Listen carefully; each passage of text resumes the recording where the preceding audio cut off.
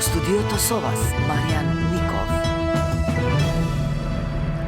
Добро утро, вести во 9. Поради врнежите од дожд во текот на доцните попладневи и вечерните часови дојдено до зголемување на нивото на Маркова река, поради што истата изгледа преку мостот во населеното место Љубоч и низводно. Воедно дојдено и до поплави на неколку куќи и магацини, како и на делови во делот од Пинтија.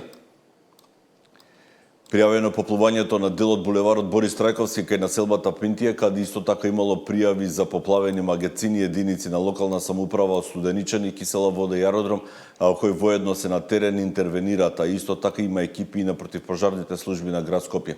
Автомотосојузот на Македонија известува дека непроводни се локалниот пат кон село Горно Лисиче, кон село Долно Лисиче и првиот мост во селото Батинци, општина Студеничани.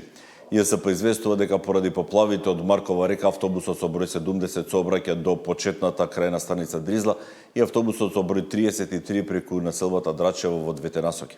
Македонски железници известуваат дека железничкиот патнички и товарен сообраќај од 22:50 во прекин во правец на Лисич и Драчево и обратно, додека патничкиот сообраќај се одвива преку станицата Трубарево.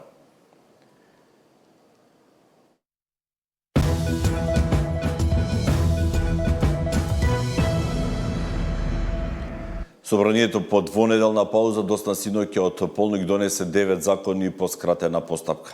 Со 83 гласови за и 1 против беа донесени измените на Законот за прекршоци против јавниот ред по скратена постапка со која што се забранува употреба на пиротехника во затворен простор. Со предложениот закон за кој не беа поднесени амандмани се врши интервентна измена во законот како резултат на трагедијата со пожар во дискотеката Пулс во Кочани на 16 март во кој загинаа 59 млади луѓе и околу 200 беа повредени. Овие измени во пракса значат забрана за секаква пиротехника во затворен простор и многу повисоки казни како за користење пиротехника, така и за пропуштање на малолетници во угостителски објекти после полноќ. Тој што ќе запали огномет, факел или друг вид пиротехника ќе заработи казна од 200 до 250 евра, одговорниот на фирмата ќе се казни до 500 евра, а глобата за фирмата ќе се движи од 500 до 10.000 евра во зависност од големината. За затекнатиот малолетник во кафеана, ноќен бар или дискотека, казната исто така оди до 10.000 евра, а за одговорното лице до 500 евра. Глоба од 100 до 250 евра има за тој што неовластено на јавно место ќе приреди огномет или нема да преземе мерки за безбедност. Законските измени предвидуваат и зголемени надлежности на полицијата.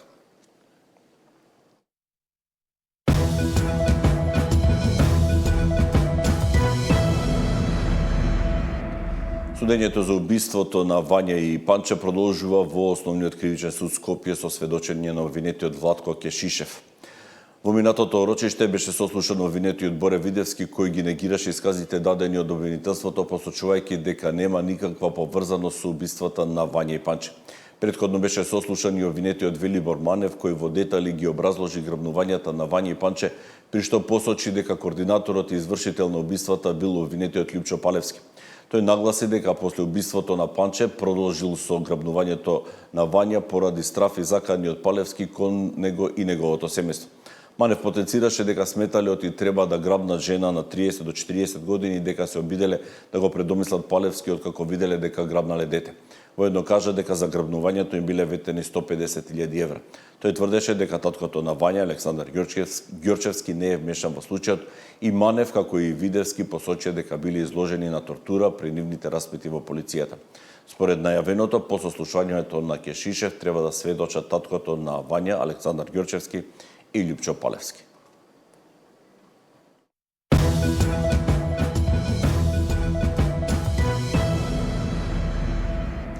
Во технолошко-индустријската развојна зона во Штип денеска ќе биде отворена фабрика на канадската компанија Magna Mechatronics. Инвестиција се проценува на 50 милиони евра. Се очекува да се отворат 500 до 600 работни места. Инвестицијата во неделата ја најави премиерот Христијан Мицкоски, кој денеска ќе присуствува и на отварањето на фабриката.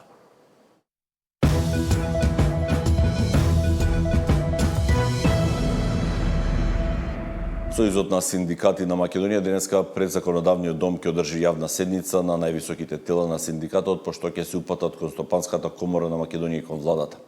Со ваквиот чекор, синдикатот ќе изрази незадоволство од одлуката минималната плата да се зголеми за 1800 денари, без таа да помине на економско-социјалниот совет, што според синдикатот е незаконско за време на протестот, кој што почнува во 12 часот и 5 минути пред парламентот. Во овој дел од градот ќе биде воведен и посебен сообраќајен режим. Пред парламентот синдикатот ќе порача дека не може да има подобрување на платите за пратениците без подобрување на платите за работниците. Пораката што ќе биде упатена пред Стопанската комора е дека поддршката на работниците е од суштинско значење за стабилноста на економијата. Завршниот дел од протестот ќе биде пред владата, каде синдикатот ќе побара работниците да бидат вклучени во одлуките за нивните плати.